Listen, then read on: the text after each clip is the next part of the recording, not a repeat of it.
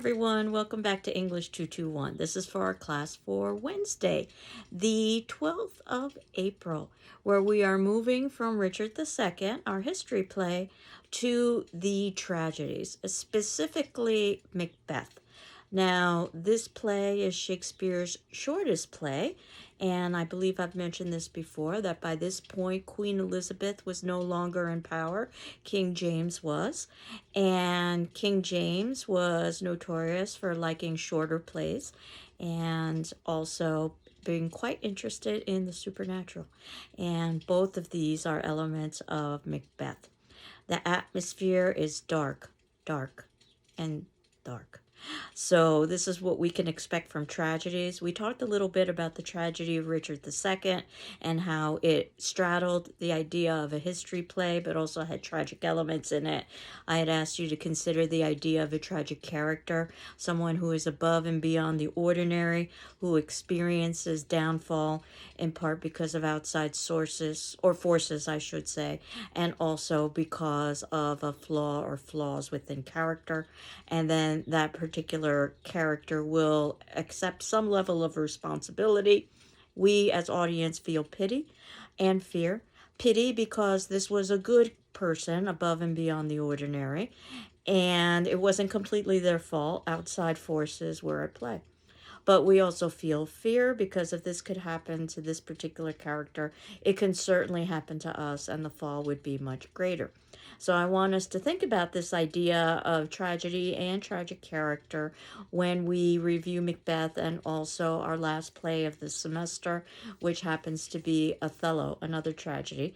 Though I had assigned The Tempest, a tragic comedy, for the very ending of the semester as an extra credit.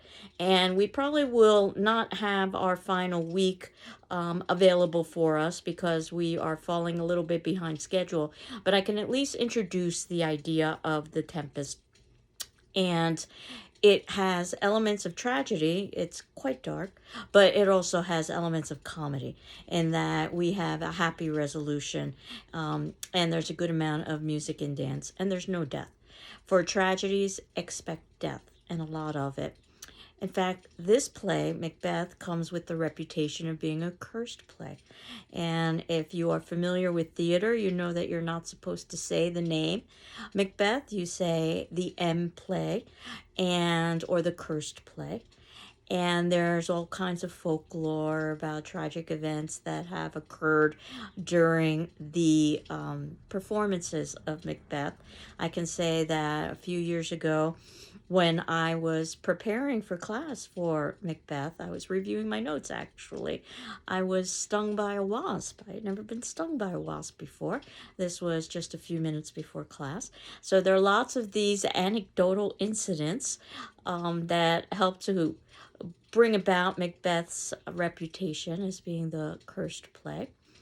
It definitely is a play where we see strong but evil women.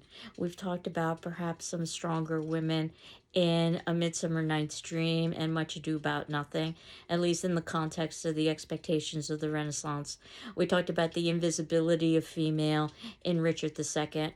If we're going to get any kind of strong female at all, it would be Aumerle's mother, as she pleads for his life, understanding that she's putting herself at great risk. But basically, it's a male-centric play because it's the world of politics.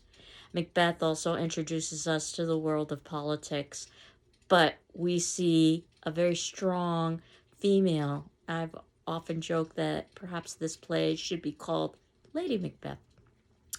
But nevertheless, in terms of performance, because you know that we always begin with performance and then we move to discussion of the play, I've been trying to show different kinds of performances, starting with Shakespeare's Globe and talking about the performances that are done in that reconstructed Globe Theater. And we also talked about Hollywood and Kenneth Branagh being a major name in terms of Shakespearean adaptations of Hollywood. We talked about the Royal Shakespeare Corporation and how they had that incredible project of putting all of Shakespeare's plays on film as accurately as possible. And in terms of acting companies, the Royal Shakespeare Company is perhaps the premier Shakespeare company in terms of Shakespearean performance. And while this performance is a bit dated from 1978, it is truly excellent and has some of the leading names in Shakespearean actors, Ian McKellen and Judi Dench. And what I thought we would do is watch the first part of this performance. I suggest up until minute 58:15. That would be a natural break. And then we could see the second part of this performance with our class attendance question being due on Friday the 14th at 8 a.m. Of course, you can ask for an extension. Do you think that the witches could be considered an outside force influencing Macbeth's subsequent actions, and why or why not? And again, we talked about an outside force being something beyond one's control, and whether or not the witches help to plant the seed in Macbeth's mind for him to take action is something that we will be debating.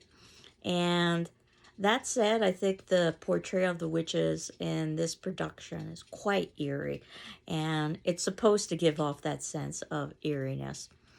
I've oftentimes talked about Shakespeare being a great psychologist, perhaps one of the first psychologists, and there isn't a better example of obsessive compulsive disorder for those of you who are taking psychology classes than in Lady Macbeth. But if you haven't read the play, I don't want to give away too many spoilers, so I'll just leave it at that and then we could revisit. As you know, I gave an extension for the Richard II journal, which is journal number 4. So that's due on April 12th, today, if you are watching this video on the 12th, 11:59 p.m. via PDF to my email, which is Ruiz, R-U-I-Z, at gcc.mass.edu.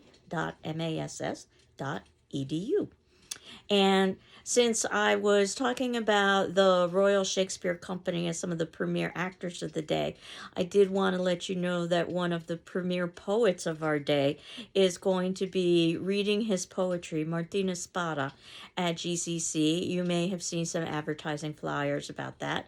And that is on Wednesday, the 12th, at 6:30 at the GCC Library. So I encourage you to attend if you can, because it definitely is a treat seeing him read his poetry out loud. And I actually assign his poetry in my Introduction to Literature class.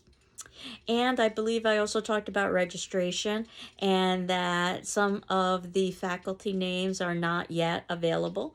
Certainly that's the case for the summer session. But I can tell you that for summer session 1, I am going to be teaching English 247, which is Women in Literature 1. And for summer session 2, I am going to be teaching PCS 101, and that's a public speaking class. Both of these classes will be offered online, and if you have any questions about them, please let me know. So I hope you enjoy the first part of Macbeth. I'm doing well. I hope you're doing well, and we will continue on next class. Take care. Bye-bye.